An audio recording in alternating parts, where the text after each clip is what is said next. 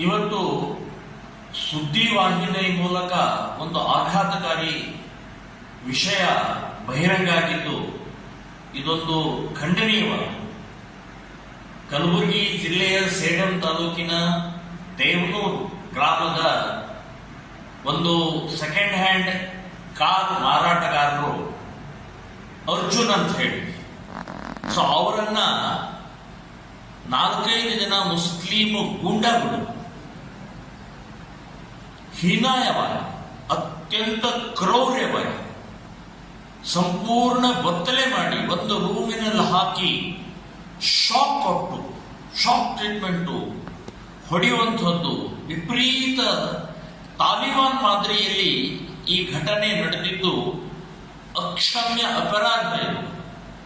ಇದು ಖಂಡನೀಯವಾದ ಅಷ್ಟೇ ಅಲ್ಲ, ಇದಕ್ಕೆಲ್ಲದಕ್ಕೂ ಇವತ್ತು ಕರ್ನಾಟಕದಲ್ಲಿ ನಡೀತಾ ಇರುವಂತಹ ಈ ಕುಕೃತ್ಯಕ್ಕೆ ಮುಸ್ಲಿಂ ಗುಂಡಾಗಳ ಪ್ರವೃತ್ತಿಗೆ ಕಾಂಗ್ರೆಸ್ ಸರ್ಕಾರದ ಕುಮ್ಮಕ್ಕಿದೆ. ಕಲಬುರಗಿ ಜಿಲ್ಲೆಯ ಉಸ್ತುವಾರಿ ಮಂತ್ರಿಗಳಾದಂಥವರು ಈಗ ಬಾಯ್ಬಿಡಬೇಕು. ಇದು ಈ ಕೃತ್ಯಕ್ಕೆ ನಿಮ್ಮ ಬೆಂಬಲ ಇದೆಯಾ? ಈ ಕೃತ್ಯಕ್ಕೆ ಅವ್ರಿಗೆ ಶಿಕ್ಷೆ ಕೊಡ್ತೀರಾ?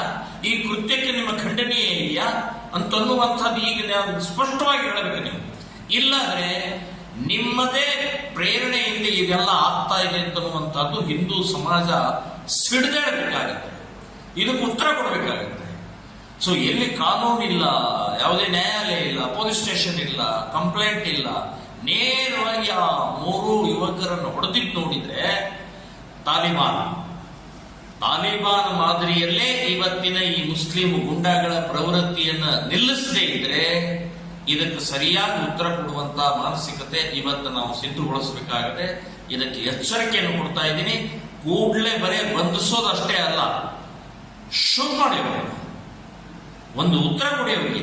ಇಂಥ ಪ್ರವೃತ್ತಿ ನಡೀದೇ ಇರೋ ಹಾಗೆ ಅವರನ್ನ ಸರಿಯಾಗಿ 10 ಬಸ್ನಲ್ಲಿ ಇಡಬೇಕು ಅಂತಂದ್ರೆ ಅವ್ರು 4-5 ಜನ ಏನಿದ್ದಾರೆ ಅವ್ರ ಮನೆಗಳನ್ನ ಬುಲ್ಡೋಜರ್ ಹಚ್ಚಿ ತೆಗೆದು ಬಿಸಾಕಬೇಕು.